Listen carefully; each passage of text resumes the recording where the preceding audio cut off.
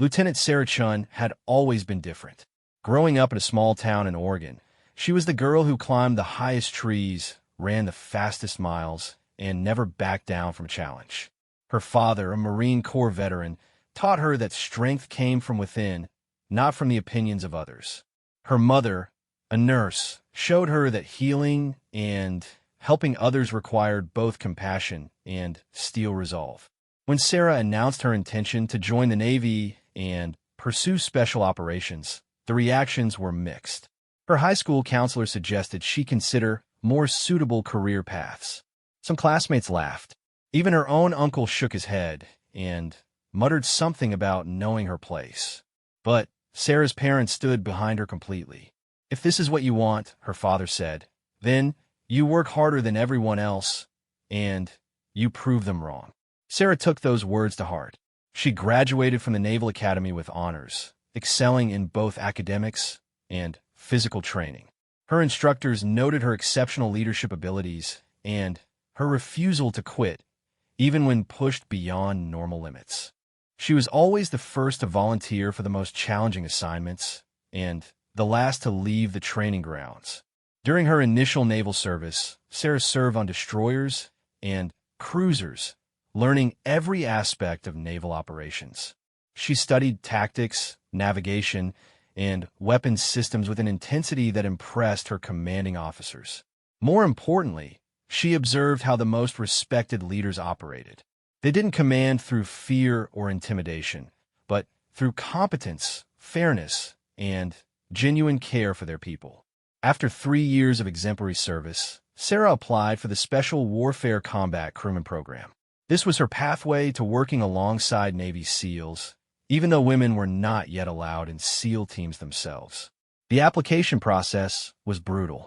Physical fitness tests that pushed candidates to their breaking points, psychological evaluations designed to find weaknesses, and interviews that felt more like interrogations. Many of her male peers questioned her decision. "Why put yourself through this?" one asked. "You're already a successful officer. Why risk everything for something you might not even be suited for?"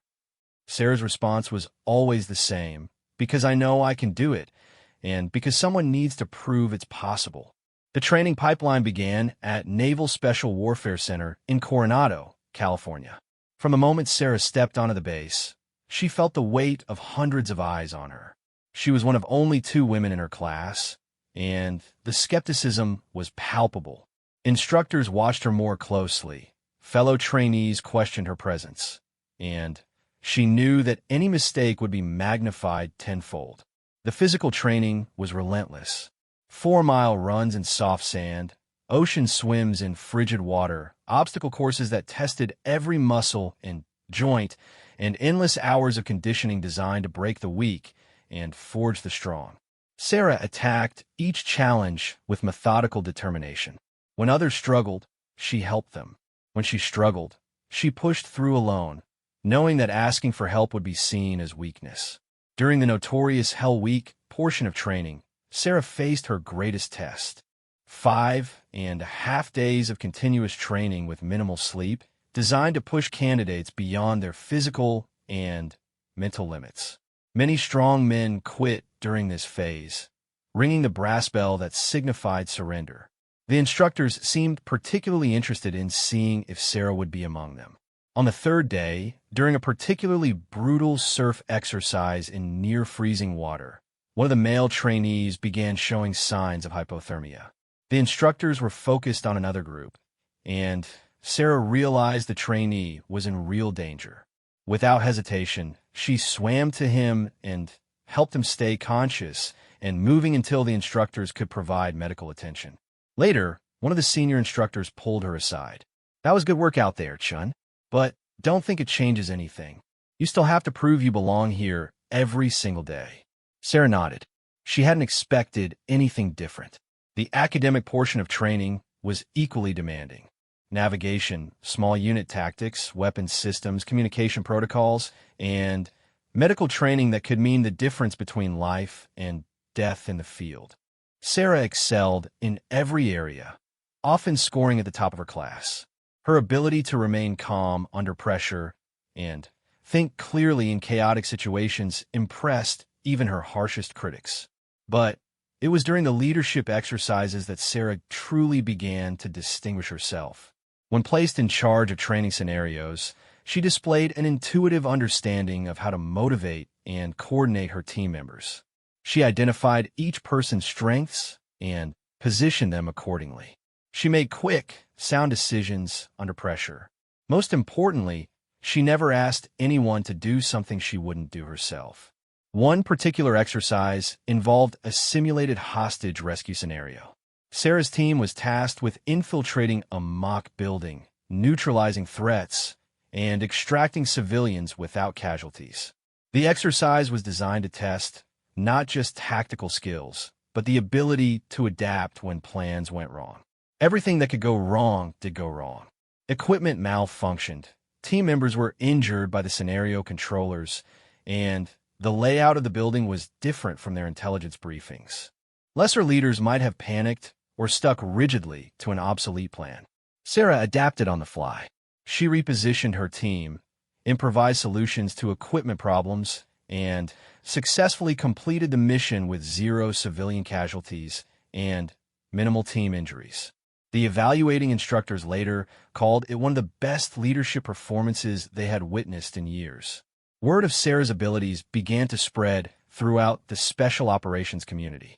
Senior SEALs who had initially been skeptical started paying attention to her performance.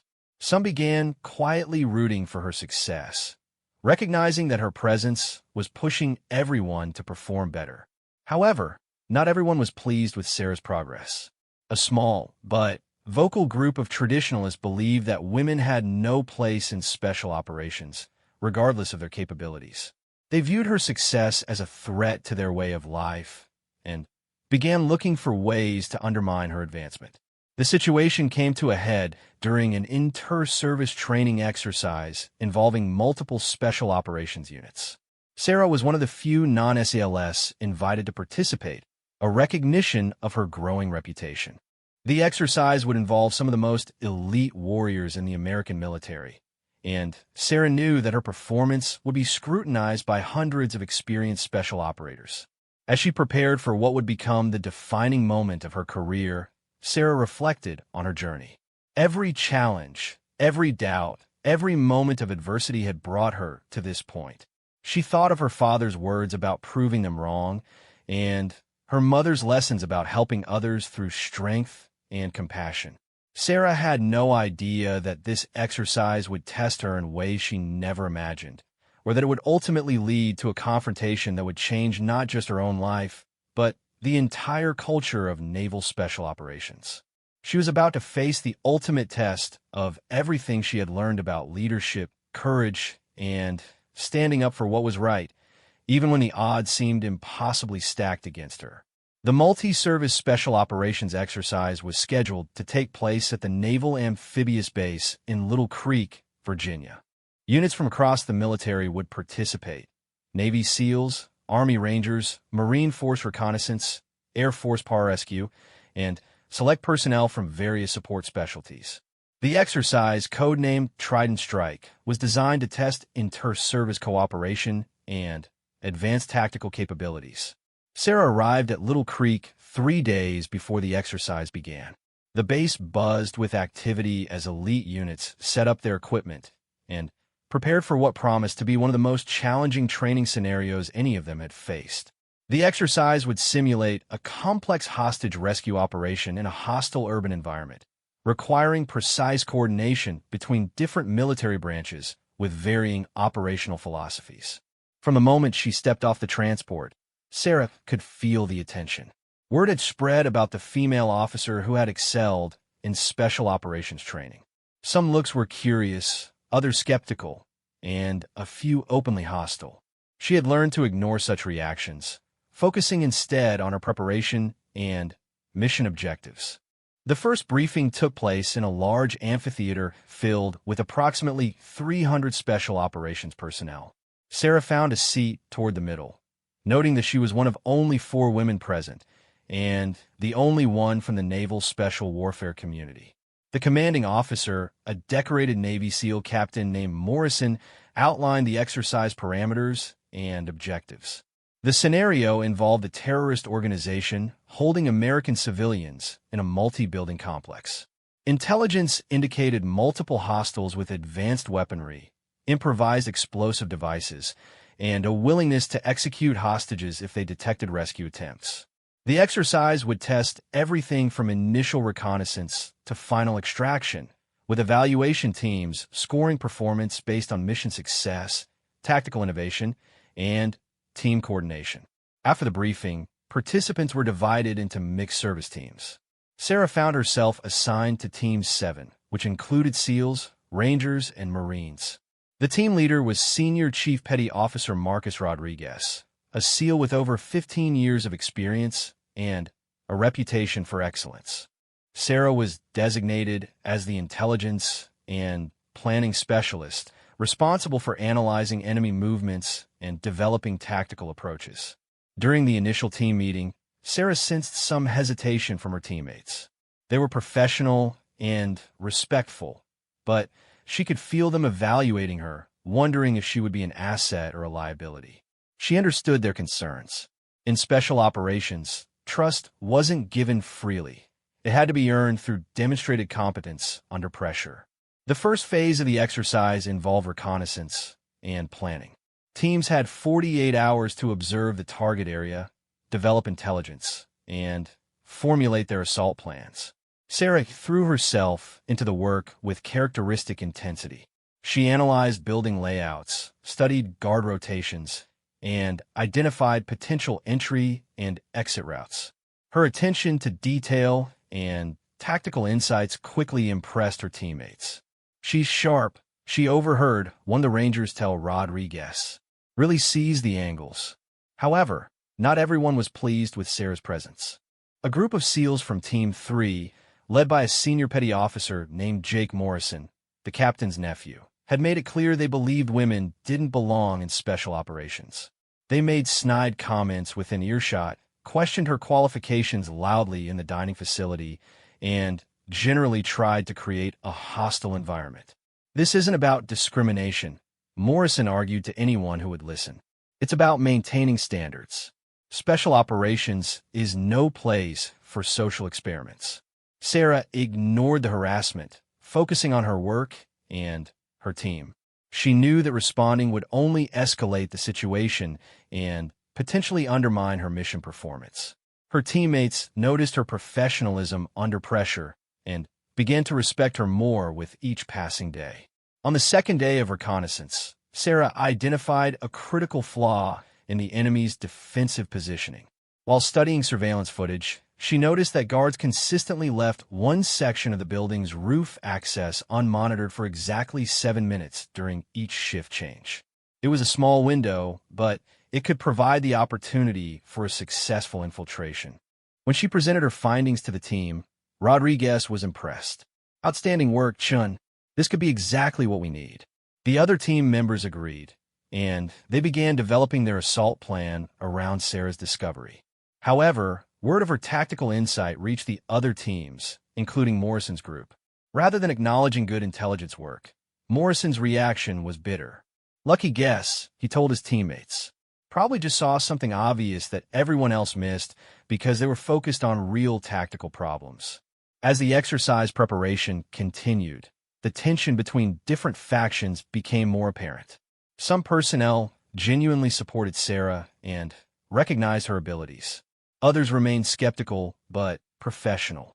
A vocal minority, led by Morrison's group, actively worked to undermine her credibility and create problems. The situation escalated during a joint planning session involving all team leaders and key specialists. Sarah was presenting her intelligence analysis to the assembled group when Morrison interrupted her. "Excuse me," he said loudly, "but shouldn't we be getting our intelligence briefings from people with actual combat experience?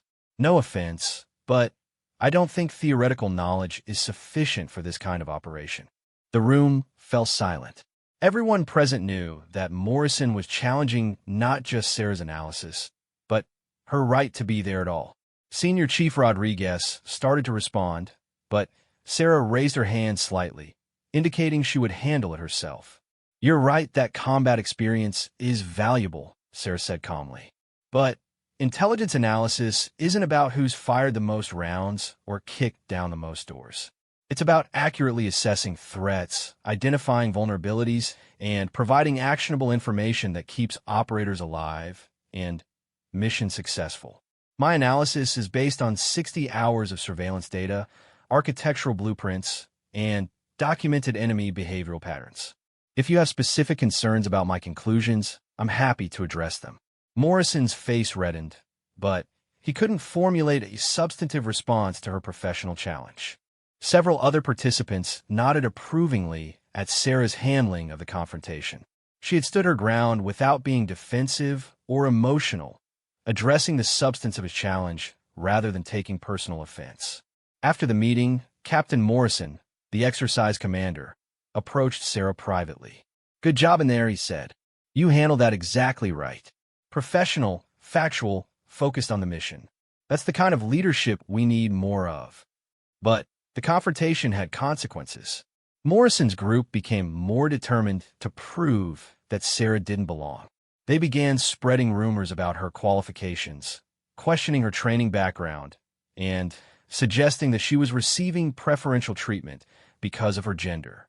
The night before the exercise was scheduled to begin, Sarah was reviewing final preparations in her quarters when she received an unexpected visitor.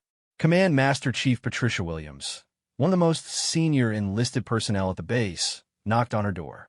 "Ma'am," Williams said, "I wanted to talk to you before tomorrow begins. I've been watching how you've handled yourself here, and I'm impressed. But I need you to know that some people are going to try extra hard to make you fail tomorrow. They think that if you succeed, it changes everything they believe about who belongs in special operations." Sarah nodded. She had sensed the same thing. "Here's what you need to understand," Williams continued. "Excellence isn't enough for someone in your position. You have to be extraordinary. You have to be so clearly superior that even your harshest critics can't deny your capabilities. It's not fair, but it's reality. Understand, Master Chief. I've been preparing for this my entire career." Williams smiled grimly. "I believe you have. Tomorrow, show them what you're capable of. But be ready for anything. Some people would rather see you fail than admit they were wrong." As Williams left, Sarah reflected on her words. She had always known that she would be held to a higher standard than her male counterparts. Tomorrow's exercise would be her opportunity to prove definitively that she belonged among the elite. She had no idea that some of her opponents were prepared to go much further than simple professional competition to ensure her failure. The stage was set for a confrontation that would test not just tactical skills and physical capabilities, but fundamental questions about courage, integrity, and what it truly meant to be a warrior. The morning of the exercise dawned gray and misty, with a cold Virginia wind cutting across the training facility. Sarah had been awake since 0400, conducting final equipment checks and reviewing her team's operational plan. The mock urban environment sprawled across several acres, complete with multi-story buildings, vehicles, and sophisticated role players acting as both hostiles and hostages. At 0600, all participating teams assembled for the final briefing. Captain Morrison outlined the rules of engagement, safety protocols, and evaluation criteria. Each team would assault the compound in sequence, with their performance monitored by observers using advanced tracking technology. The scenarios would vary slightly for each team to prevent later groups from gaining unfair advantages. Team 7 was scheduled to begin their assault at 1,400 hours, giving them the morning to conduct final reconnaissance and rehearsals. Sarah used this time to fine-tune her intelligence assessments, incorporating overnight changes to guard positions and new information gathered by forward observers. Around 1,000 hours, while Sarah was briefing her team on updated enemy positions, she noticed Morrison and several of his allies huddled in heated conversation near the equipment staging area. Their body language suggested they were planning something beyond normal exercise preparation. Sarah mentioned her observation to Rodriguez, who frowned but said nothing. At 11:30, something happened that would later prove significant. During a routine equipment inspection, one of the exercise controllers discovered that Sarah's communication headset had been tampered with. The primary frequency crystal had been loosened, which would have caused her to lose communications with her team during the assault. The controller who found the problem, a Marine gunnery sergeant named Williams, immediately reported it to the exercise command staff. "Ma'am," he told Sarah, "someone deliberately sabotaged your comms. This wasn't accidental damage or equipment failure. Someone wanted you to go into that building unable to coordinate with your team." Sarah felt a chill that had nothing to do with the Virginia weather. Losing communications during a complex assault could be catastrophic, even in a training environment. It would have made her appear incompetent and potentially endangered the safety of her teammates and the role players. "Do we know who did this?" she asked. "No direct proof," Williams replied, "but it happened sometime between 0800 and 1100 when only participants had access to the equipment area. Command is investigating." Rodriguez was furious when he learned about the sabotage. "This crosses every line," he told Sarah. "This isn't about disagreeing with women in special operations. This is about deliberately endangering personnel during a training exercise." But Sarah knew they had a decision to make. They could report the incident up the chain of command and delay their exercise while investigations took place, or they could continue with backup equipment and prove that they couldn't be intimidated or deterred by sabotage attempts. "We continue," Sarah said firmly, "with backup comms. If we delay now, they'll say we used the sabotage as an excuse to avoid the real test." Rodriguez studied her face. "You sure about this? Command would understand if we postponed." "I'm sure. We're ready, and I'm not giving them any excuse to question our performance." At 1,400 hours, Team 7 moved to their starting position. The exercise scenario placed them 800 meters from the target building, with multiple obstacles and simulated enemy positions between them and their objective.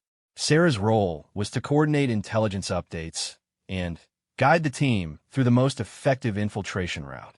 The assault began flawlessly. Using Sarah's reconnaissance data, the team bypassed several enemy positions and reached the building's perimeter undetected. Her real-time intelligence updates allowed them to avoid patrol routes and identify the optimal entry point she had discovered during planning. However, as they prepared to enter the building, Sarah noticed something that wasn't in any of her intelligence reports. Additional role players had been positioned on the roof, armed with paintball markers that could simulate sniper fire. This was either a last-minute scenario change or another attempt to sabotage their performance. "Rodriguez, we have additional hostiles on the roof that weren't in the briefing," she whispered into her comm system. "Are you sure?" Exercise control didn't mention any changes. Sarah studied the positions through her scope. The role players were wearing the standard enemy uniforms, but their positioning was wrong. Instead of covering likely approach routes, they were positioned to target anyone using the entry point Sarah had identified. "I'm sure. And they're specifically positioned to counter our planned entry route." Rodriguez made a quick decision. "We adapt. Chun, give me an alternate entry point." In the pressure of the moment, Sarah's training and analytical abilities took over. She quickly identified a secondary route through a maintenance area that would avoid the roof positions. It was more dangerous and would require precise timing, but it would work. Service entrance on the north side. There's a blind spot in their coverage for exactly 90 seconds when the patrol passes the northwest corner. The team executed Sarah's alternate plan perfectly, entering the building undetected and beginning their systematic clearance of hostile positions. Sarah's real-time intelligence proved invaluable as the scenario controllers introduced unexpected complications. She identified changing guard positions, warned of improvised explosive devices, and guided the team through a complex building layout. The hostage rescue phase tested every aspect of their training.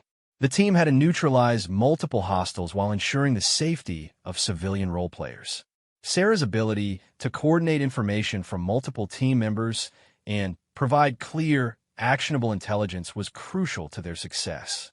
During the final phase of the exercise, as they prepared to extract the rescued hostages, Sarah made a discovery that would later prove significant. While monitoring enemy communications, she intercepted radio traffic indicating that the additional roof positions and other complications have been unofficial additions to the scenario. Rodriguez, I'm picking up chatter suggesting that some of these scenario changes weren't authorized by exercise control. Someone else is running additional players. Before Rodriguez could respond, Captain Morrison's voice crackled over the exercise control frequency. Team 7, abort your current exercise.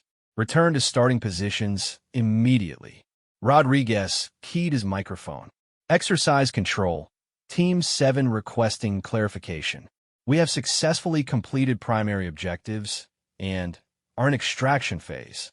Team 7, abort immediately. Unauthorized personnel have infiltrated the exercise area. The team quickly extracted from the building, but Sarah continued monitoring communications. What she heard made her blood run cold. Morrison's group had indeed been running unauthorized opposition forces, specifically designed to make Team 7 fail. When that hadn't worked, they had called for an exercise abort to prevent Sarah's team from completing their successful mission. As they reached the assembly area, Sarah could see Morrison arguing heatedly with Captain Morrison and other senior officers. Exercise controllers were interviewing the unauthorized role players and examining equipment that shouldn't have been part of the scenario. Within an hour, the truth emerged. Morrison's group had attempted to sabotage not just Sarah's equipment, but the entire exercise. They had introduced unauthorized opposition forces, changed scenario parameters without permission, and when their sabotage efforts failed to produce the desired results, they had manufactured a safety emergency to halt the exercise. The investigation that followed revealed the extent of their actions. Equipment tampering, unauthorized communications, safety protocol violations, and deliberate interference with a major training exercise. But, more importantly, it revealed the motivation, a coordinated effort to make Sarah fail, regardless of her actual capabilities or the impact on overall mission success. Senior Chief Rodriguez was the first to speak when the initial investigation results were announced. What happened here wasn't about maintaining standards or protecting traditions. It was about people who were so threatened by change that they were willing to violate every principle they claim to represent. Sarah found herself at the center of a controversy that extended far beyond one training exercise. Word of the sabotage attempt spread quickly through the special operations community, forcing conversations about culture, inclusion, and what it truly meant to be elite warriors. But the real test was yet to come. The senior leadership had to decide how to respond to what had happened, and Sarah had to choose whether to pursue formal charges or try to move forward quietly. She was about to learn that sometimes the most important battles happen not on training grounds or in combat zones, but in conference rooms where the future of an entire military culture hangs in the balance. The investigation that followed the sabotaged exercise moved swiftly through the command structure. Within 48 hours, Naval Criminal Investigative Service agents were interviewing participants, examining physical evidence, and piecing together a timeline of events that painted a disturbing picture of coordinated misconduct. Sarah found herself in an impossible position. She could pursue formal charges through military justice channels, which would likely result in courts-martial and career-ending consequences for the perpetrators. Or she could accept informal discipline and attempt to move forward, knowing that doing so might embolden others to attempt similar sabotage in the future. The pressure came from multiple directions.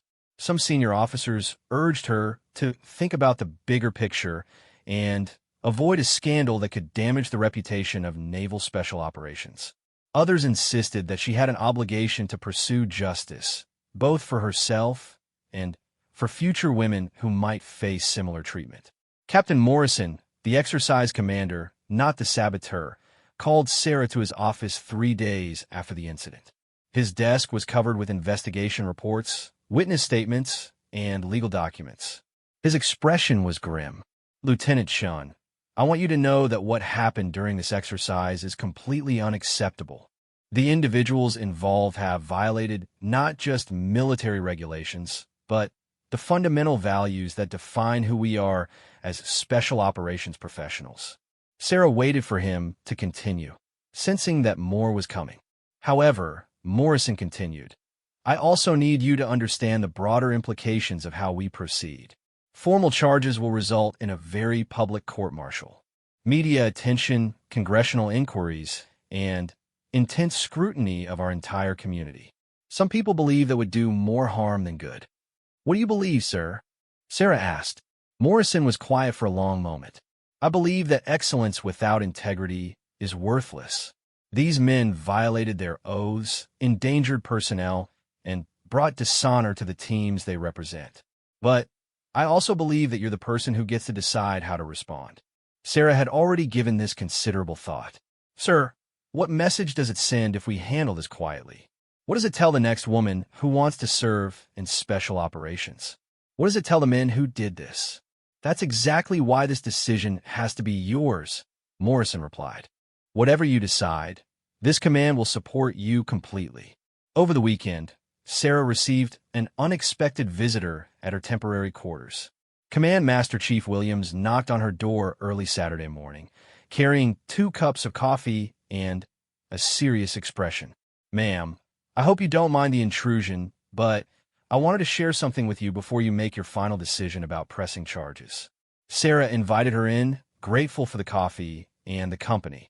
23 years ago, Williams began, I was sexually assaulted by a senior petty officer during my first deployment. When I reported it, I was told that pursuing charges would damage unit cohesion and my own career prospects. I was strongly encouraged to accept a transfer and move on quietly. Sarah felt a chill. What did you do? I listened to the advice. I transferred, stayed quiet, and focused on my career. I told myself I was being mature and professional. But you know what happened? That same petty officer assaulted 2 more women over the next 5 years. 2 more women whose lives he damaged because I chose not to hold him accountable. Williams took a sip of her coffee before continuing. I'm not saying the situations are identical, but I learned something important. Sometimes being a good sailor means making hard decisions that protect the people who come after you, even when it costs you personally. After Williams left, Sarah spent hours walking the base, thinking about her decision. She thought about her parents, who had raised her to stand up for what was right. She thought about Master Chief Williams and the women who had been hurt because of one woman's decision to stay quiet.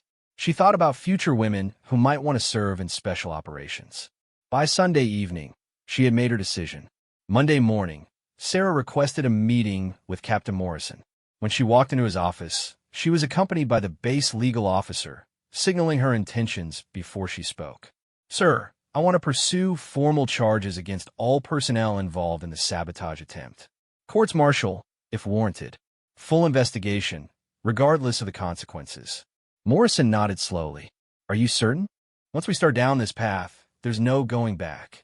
I'm certain, sir. These men didn't just attack me. They attacked everything we're supposed to represent. Integrity, professionalism, the mission above personal interests. If we don't hold them accountable, we're saying that those values don't really matter when they become inconvenient. The formal investigation that followed was thorough and damaging. NCIS agents uncovered a pattern of misconduct that extended beyond the sabotage attempt. Text messages revealed detailed planning to run the female out of the program. Financial records showed that Morrison's group had spent their own money on unauthorized equipment to make their sabotage more effective. Most damning of all, intercepted communications revealed that they had discussed escalating their efforts if the initial sabotage attempt failed. The evidence was overwhelming. Within 2 weeks, charges were filed against 6 individuals: conspiracy to commit sabotage, violation of lawful orders, conduct unbecoming, and destruction of military property. The lead saboteur, Petty Officer Morrison, faced additional charges of making false official statements and obstruction of justice. The response from the special operations community was swift and polarized. Some personnel publicly supported Sarah's decision to pursue justice. Others criticized her for destroying careers over a training exercise. The media attention was intense, with congressional representatives demanding briefings and advocacy groups citing the case as evidence of systemic problems in military culture. But something unexpected happened during the pretrial proceedings. As details of the sabotage attempt became public, more women came forward with their own stories of harassment, discrimination, and sabotage attempts. The investigation expanded beyond the original incident, revealing a pattern of misconduct that shocked even Sarah. One of the most significant developments came when Senior Chief Rodriguez volunteered to testify on Sarah's behalf. His testimony was devastating to the defense. The defendants didn't just target Lieutenant Shun because she was a woman. They targeted her because she was better than them. Her intelligence analysis was superior, her leadership was exceptional, and her performance under pressure was exemplary. They couldn't compete with her professionally, so they tried to destroy her through sabotage.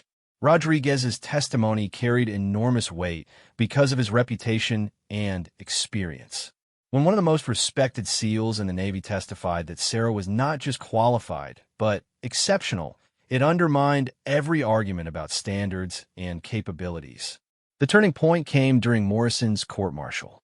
Under cross-examination, he finally revealed the true motivation behind the sabotage attempt. "We knew she was competent," he admitted. "That was the problem. If she succeeded, it would open the door for more women in special operations. We were trying to preserve something we believed was important." "So you admit that this wasn't about her individual qualifications or performance?" the prosecutor asked. "No, it was about the bigger picture, about maintaining traditions. By violating military law, endangering personnel, and corrupting a training exercise?" Morrison had no good answer. The court-martial lasted 3 weeks. When it ended, Morrison was convicted on all charges and sentenced to reduction in rank, forfeiture of pay, and dismissal from the Navy. The other defendants received similar sentences proportional to their involvement. But for Sarah, the legal victory was only the beginning. The real test would come when she returned to operational duties, knowing that she had forever changed the conversation about women in special operations. Some would see her as a hero who had stood up for justice. Others would view her as a troublemaker who had destroyed careers and traditions. The question now was whether she could build on her legal victory to prove definitively that women belonged in special operations, or whether the controversy would overshadow her professional capabilities.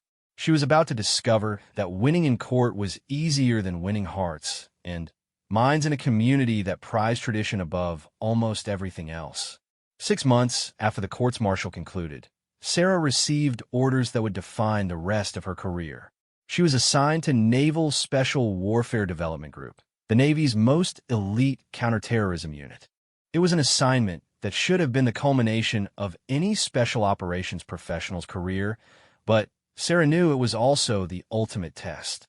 The assignment came with a personal message from Admiral Patricia Hayes, the first woman to achieve flag rank in Naval Special Operations. "Lieutenant Shun, you've opened a door that many people try to keep closed. Now you have to prove that you deserve to walk through it. The entire community is watching." Sarah's arrival at the development group was met with mixed reactions. Some personnel welcomed her based on her demonstrated competence and the respect she had earned from people like Rodriguez. Others remained skeptical, viewing her assignment as political correctness rather than merit-based selection. A few were openly hostile, seeing her presence as a corruption of their elite brotherhood. Her first assignment was to a research and development team working on advanced urban warfare tactics. It was important work, but Sarah recognized it as a relatively safe position that would keep her away from frontline operational units while she proved herself. She threw herself into the work with characteristic intensity, but she knew this was just the beginning. The breakthrough came during a joint training exercise with International Special Operations Forces. Sarah was tasked with developing intelligence support procedures for a simulated hostage rescue involving American diplomats held by terrorists in a complex urban environment. The scenario was based on real-world threats and required innovative solutions to seemingly impossible tactical problems. Sarah's analysis identified a critical flaw in the conventional approach to the scenario. Traditional tactics called for simultaneous multi-point assault, but her intelligence work revealed that the hostage-takers had planned for exactly that response. Instead, she developed a deception plan that would make the enemy believe they were facing a conventional assault while the real rescue team infiltrated through an unexpected route. The plan was brilliant, but it was also extremely risky.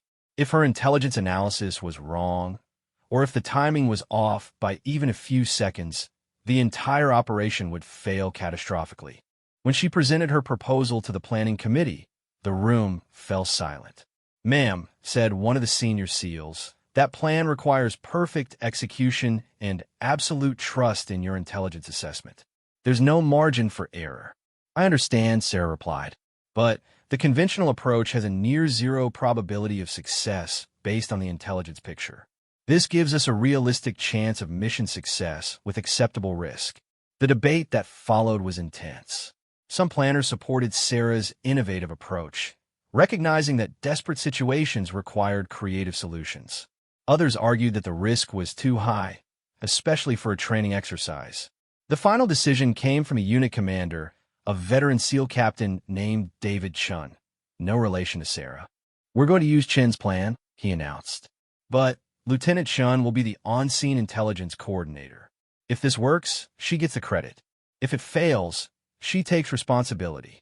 Sarah knew this was more than just professional accountability. This was her chance to prove definitively that she belonged among the elite, but it was also an opportunity for her critics to point to her failure if things went wrong. The exercise took place 2 weeks later.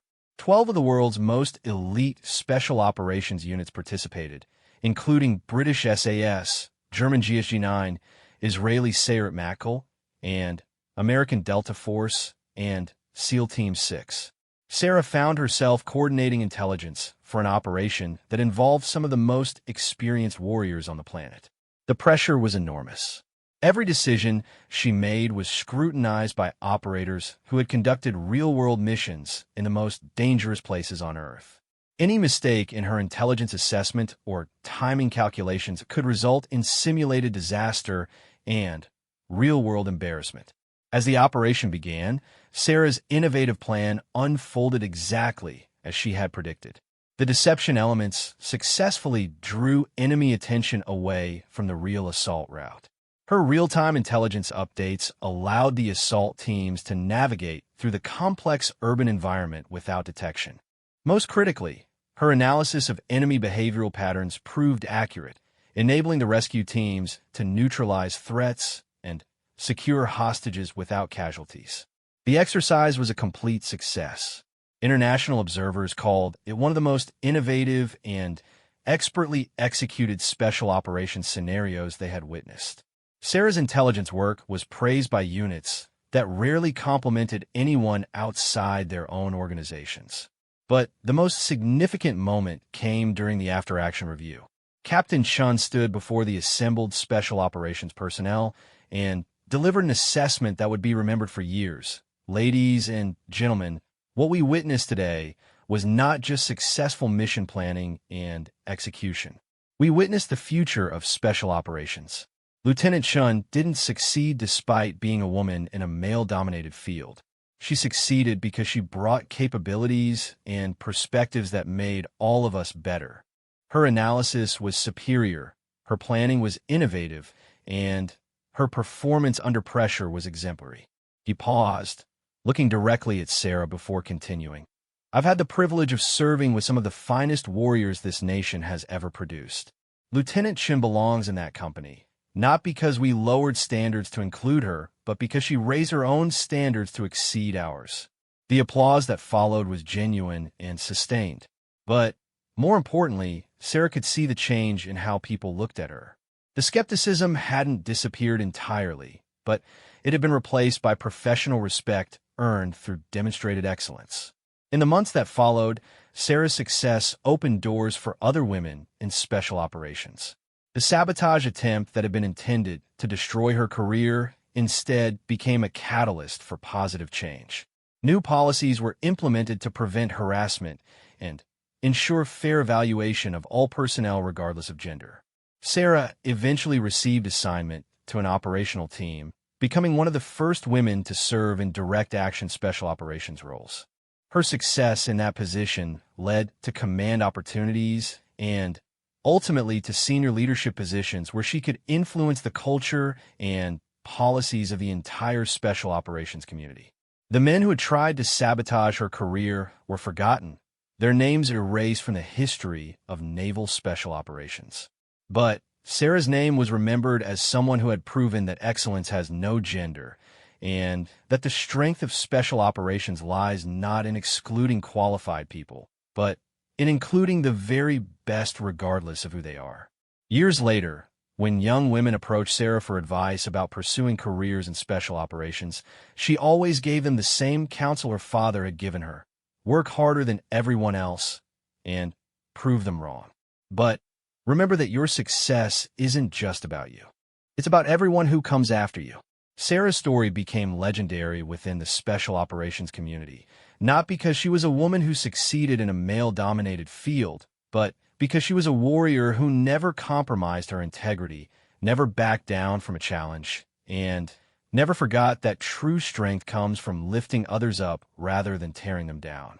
The sabotage attempt that was meant to end her career instead became the foundation for a legacy that changed naval special operations forever. In fighting for her right to serve, Sarah had proven that the greatest victories aren't won on battlefields, but in the hearts and minds of people who learn to see strength and excellence wherever they find it.